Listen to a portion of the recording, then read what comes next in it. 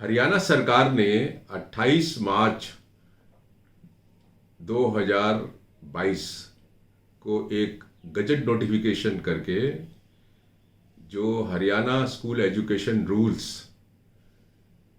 में 134 जो रूल था उसको ओमिट कर दिया है। हमने ये जानने की ज़रूरत है कि इसका क्या इम्पैक्ट होगा हरियाणा में जो प्राइवेट स्कूल्स के अंदर जो EWS एडमिशन्स होते हैं उसके ऊपर। अब हमें ये समझना पड़ेगा क्योंकि जो 134A का जो रूल है वो ख़त्म हो गया है, तो अब इस रूल के तहत कोई एडमिशन नहीं हो पाएगा।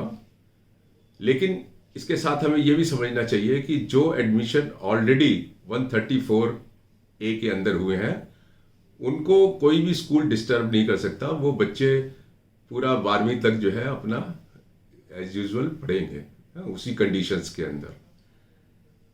अब दूसरा सवाल ये उठता है कि जब ये 134A नहीं है तो अब क्या होगा।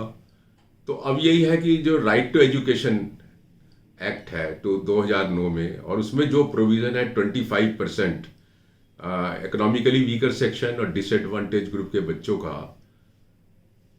25% एडमिशन नर्सरी, KG और क्लास 1 तक, उसको वो इम्प्लीमेंट होना चाहिए। क्योंकि अभी ये कल से जो है 1 अप्रैल शुरू हो जाएगा, नया सेशन शुरू हो जाएगा, और अगर इसके ऊपर एक्सरसाइज नहीं करी जाएगी तो ये जो राइट टू एजुकेशन एक्ट के अंदर जो एडमिशन्स हैं वो भी नहीं हो पाएंगे। तो मुझे लगता है कि वहाँ पे हमारे जो भी एक्टिविस्ट लोग हैं और जो भी पेरेंट्स हैं जो चाहते हैं अपने बच्चों को राइट टू एजुकेशन एक्ट के अंदर उनके बच्चों का दाखिला हो, मुझे लगता है कि वहाँ के जो हरियाणा के जो रूल्स हैं उनको थोड़ा सा स्टडी करने की ज़रूरत है। हो सकता है उसके अंदर कुछ कमी हो, तो ऐसी कमी अगर है तो उसको तुरंत जो है हाई कोर्ट में ले जाना चाहिए, क्योंकि कमी अगर होगी तो एडमिशन प्रोसेस में परेशानी होगी।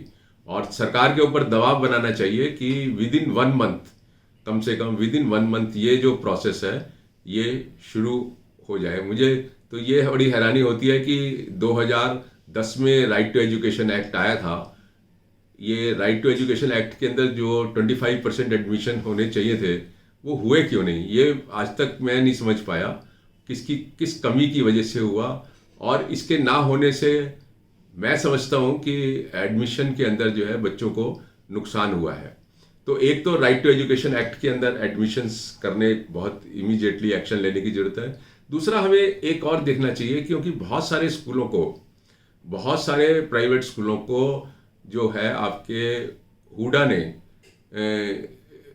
सरकारी ज़मीन दी है बहुत ही कंसेशनल रेट पे, और उनमें अक्सर हमने देखा है कि ये कंडीशन है कि 25% जो है वो इकोनॉमिकली वीकर सेक्शन के बच्चों को एडमिशन मिलेगा और फ्री शिप मिलेगी। मतलब उसमें कोई भी सरकार को भी पैसे देने की ज़रूरत नहीं है।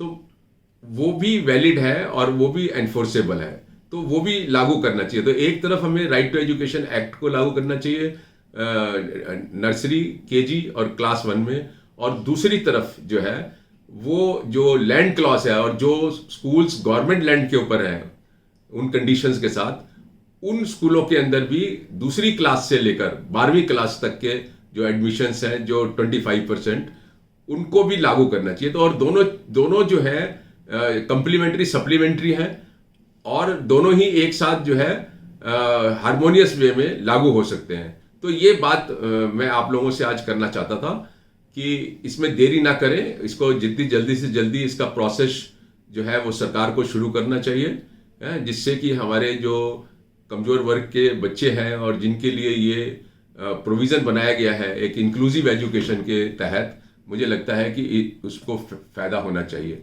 Thank you.